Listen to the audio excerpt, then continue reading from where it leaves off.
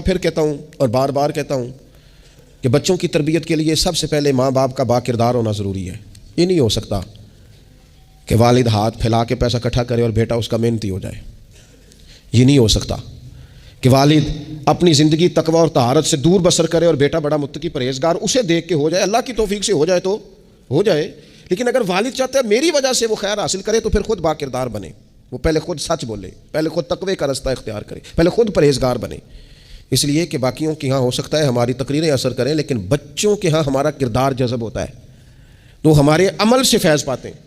تو پہلی بات تو یہ کہ ان سے رویہ اس طرح کا رکھا جائے کہ وہ ہمارے کردار سے سبق، اور دوسری بات یہ کہ اپنی اولاد سے پیار کیا جائے۔ ہمارے ہاں جناب بے پناہ ڈانٹ ڈپٹ ہوتی ہے بعض جگہوں پہ بچوں کو، خاص شفقت بچوں کے ساتھ آپ کا رویہ میٹھا ہو، ڈانٹنا کبھی کبھار ہے اور پیار ہر روز ہے۔ نبی اکرم صلی اللہ تعالیٰ علیہ وآلہ وسلم بچوں سے اس طرح محبت کرتے تھے کہ حسنین کریمین کو، یہ ذرا بات پر غور کرنا، حضور اپنے نواسوں کو چوما بھی کرتے تھے اور سونگا بھی کرتے تھے۔